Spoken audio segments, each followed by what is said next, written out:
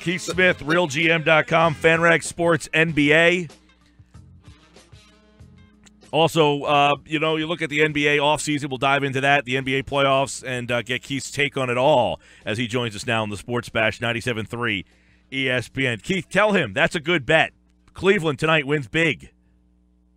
Yeah, I don't think we're going to see LeBron James have another no-show this postseason, so that's probably a fair bet. There you go, Peter. Put your money down. You got that game tonight. How would you, Keith, describe the one, like this was the LeBron James that we saw frequently in the Miami days, where people would be like, all right, that's the guy that I'm being critical of. We haven't seen him recently. Was this just like a one-time, like, special appearance? Is that guy gone? One time only? Yeah, I think what it is, and this started in his Miami days, and then he did it the last couple of playoff runs. I think he hits a point where his team is up comfortably in a series, and he says, you know what? I want to find out if you guys can go win a game, because at some point I'm going to need you to do it and give me some help, probably against the Warriors in the finals. So he kind of comes out, he's a little passive, lets everybody else take their chances, and off he goes. So that's what I think we saw in Game 3. Yeah, and, they were up by 21 in that game with him not playing his best, and obviously Boston gets back in that game. A pretty big upset there, right? I mean, they're a 16.5-point underdog. They're down 21. They come back. So is there a glimmer of hope if you're Boston? Do you feel that Boston can figure out a way to win another road game tonight and get this thing 2-2? I'd be shocked if they won tonight, but I would not be shocked if they won Game 5 back at home. The Celtics aren't nearly as bad as they looked in the first two games of the series. Really, nobody could be. That's the poor Sisters of the Blind playing out there to be that terrible. So it was really a case with the Celtics of they needed to play harder, and that's what Brad Stevens had implored the team to do over and over. Play harder, get into these guys. TNT did a great cut of him saying at halftime, if you play harder than them, they will let you back in the game, and that's exactly what happened. So I think they'll keep it somewhat close tonight. Maybe they can eke out another win at home in Game 5, but Cleveland's probably moving on in 6. Hey, we saw Isaiah not play, and Marcus Smart had a big game. How does Thomas being out change things for them? And I guess the question is, they win. If they were able to win a couple of games without Isaiah, would that change their offseason plans at all? So how it changes things is they're a much better defensive team. They can switch everything really from 1 through 3 or even 4 when Cavs go small. And that's, a great thing to be able to do. What the challenge becomes for the Celtics is that the offense may not be there. Now, Marcus Smart did his best Isaiah Thomas impression and was fantastic, but he's probably not going to do that again. He's never hit 7 3-pointers before. I'd be surprised if we ever see it again. Keith Smith with us here, Real GM, FanRag Sports NBA. Looking at the playoffs tonight, we got that Game 4 here on 97.3 ESPN. Cavaliers, they stubbed their toe. Meanwhile, Golden State, no such thing. How different is that series in your mind with Kawhi Leonard out there? It definitely would have been different. I think they would have been able to hang in there a little bit more, probably win a game or two. They were obviously well on their way to winning Game 1. But it's another scenario where the Warriors are just head and shoulders above even the Spurs, and Golden State would have moved on. It may have just been in 5 or maybe even 6 games versus a sweep. Hey, you look at the Spurs moving forward. Do you get this sense? I mean, I'm interested to see what people think about them moving forward. Is this kind of the end of the line for this Spurs team, or do you see – I mean, how wide is the gap that they need to close between them and Golden State? I mean, what can they do this offseason to kind of close that gap between Golden State? Because Golden State's going to be like this for a while, we would assume. Yeah, it's definitely pretty wide. They're going to struggle to close that gap. But the thing that works out good for the Spurs is they have Kawhi Leonard. He's one of the best players in the entire league. And I think we've all read this book before where, that's it for the Spurs, they're done, and then it never actually happens. As far as what they're going to look like going forward, a lot of that depends on Paul Gasol. If he does not opt in, they have a chance of potentially having some cap space and going out there to get another impact player around Kawhi. If he opts in, that uses up just about all the chance that they're going to have at meaningful cap space. So you're probably looking at a similar team with some veteran additions like what we've seen over the last handful of seasons. Keith, how about names like Chris Paul or Gordon Hayward? Could they lure somebody like that? If they have the cap space, those are the types of guys I think you need to look at. Chris Paul is every basketball analytics person's dream to be on the Spurs with Greg Popovich and next to Kawhi Leonard. That's something we all have wanted to see forever. And there is the potential that it could be time for the Clippers to go in a different direction. And Gordon Hayward, he'd be a great fit. Of course, Greg Popovich, he's going to make any great player work in his system. So it's something that they could do, but I find it pretty unlikely that Gasol is going to turn down, I believe it's $16+ million next year, when he probably might struggle to make $16 million the rest of his career combined. Keith Smith with us. In your mind, Keith, how different does Durant make the Warriors? I mean, this is a team that won an NBA title. It went 7 games a season ago, and this might even be a better squad. Yeah, I do think that they're better. A lot of people have said, how can you think that? They won less games. Well, they didn't push quite near, or not nearly as hard as they pushed last year. And I think they learned that pushing to get the record last year for most regular season wins took a lot out of them. And by the time the finals came around, they were really kind of running on fumes to some extent. So this year they really kind of dialed it back. They didn't rush Durant back when he was injured. Now they're basically at full health. I know Andre Iguodala is a little banged up, same with Zaza Pachulia, but with a week and a half or so to the final start, they're going to hit the finals. And that's the reason why, I don't want to disrespect the Cavs at all, but that's the reason why I think Golden State might win this thing in 5, maybe 6 games at the most. Yeah, I'm interested. I mean, obviously, we're so far away from that, but I know everybody just thinks that's the iceberg and the ship are coming together. It's Cleveland and Golden State. But that Golden State team added maybe the second best player in the world to a series that won 7 games last year. Like, is that move should be enough? And by the way, they had a 3-1 series lead. That move should easily put them over the top, right? Yeah, it absolutely should. It's as you said, they what they really did was they replaced Harrison Barnes with Kevin Durant, and that's an upgrade in every imaginable way on both ends of the floor. No doubt about it. Obviously, that's you couldn't get a better upgrade unless you got LeBron James. I mean, Kevin Durant was the best upgrade unless you like Kawhi Leonard a little bit better. Durant's probably the second best player in the league. Keith Smith's with us, RealGM.com, FanRag Sports, NBA. Some NBA news notes we'll get to here in just a second, but I want to get your take on some of the stuff that happened now post-draft lottery here in the Philly area. We know the Sixers have been kind of in this lottery for quite some time. Their owner, Josh Harris, came out and said, I don't want to be in this building anymore. I'm done with it. That statement there, interesting enough, does that sound like a team that is now ready to be a player in free agency and get themselves out of the lottery and start making a playoff push?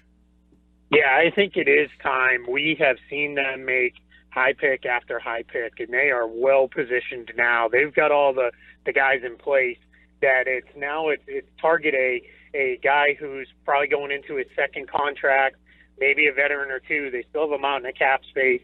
Get those guys on the books, start growing together as a team towards the playoffs, because they're about to start getting expensive with their own guys here pretty quicker than most people think, because Joel Embiid due for an extension here very soon, and that's going to be probably one that's going to eat up most of what they have available for cap flexibility in the near future. Let's stop there then, Embiid. How do you play that if you're the Sixers? Here's a guy, do you put faith in him? I mean, he's only played 31 games in 3 years, but what you saw was historic, maybe one of the most impactful rookies we've ever seen. If you're Brian Colangelo, how do you play that card in terms of extending him? Yeah, it's really, really tricky, and it's going to be one of those where, fortunately, they're going to have to probably see him on the floor a little bit more before they're going to be comfortable being the ones who jump at, here's a max extension. What we might ultimately see is they may let him hit the restricted free agent market where they would still retain all match rights, let him get that max offer from somebody else, and then just match it and keep him. Because at this point, with all that they've invested in Joel Embiid, they cannot afford to let him leave by any means.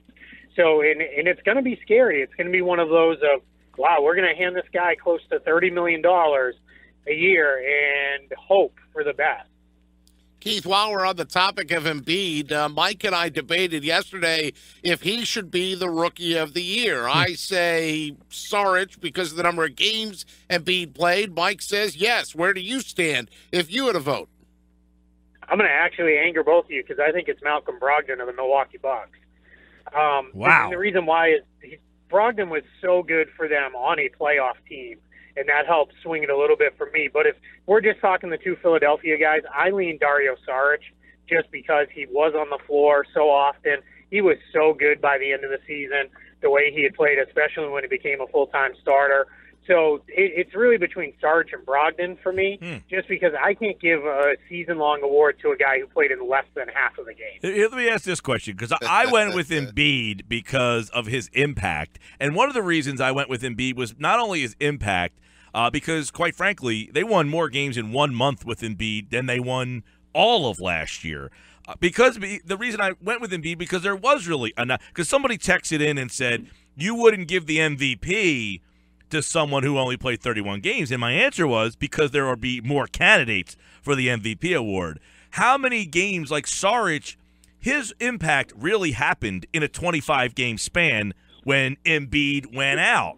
Brogdon, at what point did he really kind of turn the corner to put himself in the MVP conversation? And that's why I like Embiid, because we're really judging those guys based on their best short segments and saying, well, they played a full year, but their full years really weren't Rookie of the Year worthy, so, right? Yeah, I think there's some fairness to that. Now, Brogdon was good almost all season long. He was much better than most, I think, expected him to be. He was a rotation guy right from the jump for the Bucks. So I want to make sure we give him credit for that. And Saric, I get what you're saying, but there's an old quote that NBA scouts and general managers like to say is availability might be the best ability. And I can't reward a guy who was only there for 30 plus games in the season. It's just too difficult for me to overlook someone who played the entire year. All right, Keith Smith's with us here, Real GM, FanRag NBA. Let's get into the lottery now, because the Sixers will pick number 3. If you're Brian Colangelo, you sit at number 3. Keith Smith, who is your guy at number 3? I'm probably leaning towards Josh Jackson at this point. I think he fits the rest of what they already have on the roster best. They could use another guy who's a scorer on the wing, and that's what Jackson projects to be. Not a great shooter, so that gives a little bit of cause for concern. The guy I like next for them, I really like Malik Monk, but I think that's just a bit of too much of a stretch to draft him at 3. A lot of talk about, the Sixers potentially moving in terms of maybe moving back to get multiple picks again because they have so many assets. They have this 3rd pick. They have 2 picks next year. They have 2 picks the following year. So if you're Brian Colangelo, do you stick at 3 with a guy like Josh Jackson? Do you try to move up with Boston and see if Boston's interested to get out, and if you think Boston's interested to get out, or do you try to get yourself back and maybe get a 2nd first-round pick? Yeah, the move up idea actually has more merit to me than the move back, just because then you could put yourself in a position to get Markelle Fultz, who fits a position of need at point guard for the team. The move back, that's always something that it's more likely to happen in the NFL, simply because you have to fill 50-plus roster spots in the NFL. So picking up a whole bunch of extra picks is great. In the NBA, you only have 15 spots. At some point, you're going to run out of roster availability. I looked at it today. I believe that they have 14 second-round picks over the next 4 years. So at some point, this is it almost becomes, well, what do we need all these for? And that's even with the advent of the new 2-way contracts coming up. So I think it's most likely they stick where they are, because I don't think moving back, anyone's going to present a good enough offer to come back off of having your choice after probably what's likely to be Markelle Fultz and Lonzo Ball at 1 and 2. Sixers have 4 second-round picks this season, and we're talking with Keith Smith here about what's going to happen with the Sixers in the NBA draft. And can Colangelo use some of those second-round picks, maybe, Keith, to get back into the first round? Yeah, they could, because they actually have some pretty good second-rounders, too, some high ones. So they could do that, where we saw that happen last year, where the Los Angeles Clippers did that. where they packaged a couple picks and moved up to get another guy. And that could be, we could see that happen again. Wouldn't surprise me. It's always tricky. Sometimes those teams at the end of the first round don't necessarily want the picks because that's just an extra couple of $1 million on the cap sheet that they'd rather not have to deal with. So it'll be interesting to see. That is something that I think they'll be aggressive in trying to move up because I don't think they really want to add 4 second-rounders to the roster. How about Jason Tatum? Because you mentioned Josh Jackson, but we've heard some talk about Jason Tatum and his ability to score the basketball. Are you high on him? I am. I'm just not real high on him for Philadelphia. I think there's too much overlap in his game with both Ben Simmons and Dario Saric kind of being combo forwards. Both of them, I see Tatum in very much the same position. So I don't know that he really fills a need. Now, you can always say at that point, you take the best player available and let it play out. But Philly's been doing that for several years now. Now it's time to start getting guys who fit a little bit better on the roster. Keith Smith with us, RealGM.com, FanRag Sports NBA. Keith, Ben Simmons, you brought him up. I'm really I find it's intriguing the thoughts of him playing point guard. The small sample size that we got of him in summer league action. I know it's summer league and the competition is very, very low, but he just seemed like he was the varsity player who the freshman coach said, hey, can you come down here and just show these guys how it's done? And he was just like so far and away better than everybody else out there, it seemed like at times, in terms of his passing, the vision, the intuition, that if he had that feel, it seems that he had no problem. The only reason people feel like he can't do it maybe is because of his height, right? I mean, can this guy play point guard in the NBA? I think he can definitely play point guard on the offensive end. I don't know that he's going to guard opposing point guards. You don't really want a guy who's 6'10", 6'11", running through screens and chasing these water-bug point guards all over the court. But we see that with, let's use the Houston Rockets as an example. James Harden is absolutely a point guard on the offensive end, but he doesn't defend the opposing point guards. That's what Patrick Beverley does. So I think if you get a point guard into Philadelphia who can handle the defensive side, let Simmons be a high-volume, high-usage wing player, and you're going to be just fine with that. And I saw him play in person in Las Vegas, and I came away saying, yeah, he can't really shoot. Keith, what do you think? You think Boston wants to move that number 1 pick? I don't think so. I think that they're going to be content to take Markelle Fultz and let things play out. A lot of people have said, but they already have Isaiah Thomas and Avery Bradley and Marcus Smart and Terry Rozier. But Thomas, Bradley, and Smart only have 1 year left on their contracts before they're up for new deals. So I do think what we're going to see is the Celtics take Markelle Fultz, and then they'll let the rest of it kind of sort itself out over the next year or so here. And Fultz will be the guy in the backcourt as kind of the future of the point guard position for the Celtics. Keith Smith's with us. There's going to be about 7 days off. What will all you basketball writers do?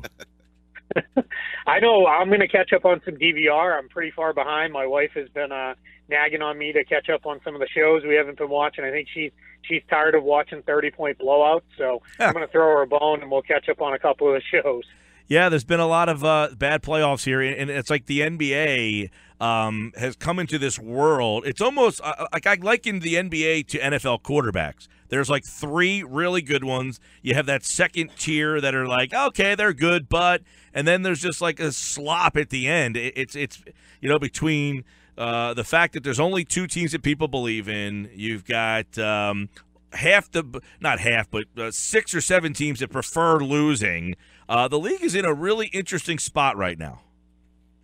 Yeah, it's been interesting to me. I know people have really beat up on the NBA. I thought the first couple of rounds were really great. There was a lot of good games. Golden State and Cleveland, obviously, they romped straight through. But the other series were compelling, and there were some really good games mixed in there. But it's hit this point where there's only 1 game each night. And when that 1 game is a complete mismatch, then everybody starts to say, why am I even watching this? And you forget, well, a couple weeks earlier, you saw some really good games, maybe 2 or 3 good ones in a night. and now we're back to just kind of get this over with so we can get to the real thing. I kind of liken it to, when you had a meal that was just kind of okay, but there's a great dessert coming, you just want to get to it. Keith Smith, everybody. I do like that dessert. Yes, we do. At Keith Smith NBA on Twitter, Real GM, FanRag Sports NBA, and hopefully we'll catch up again as the finals get close here, and especially a very important offseason for the 76ers, Keith.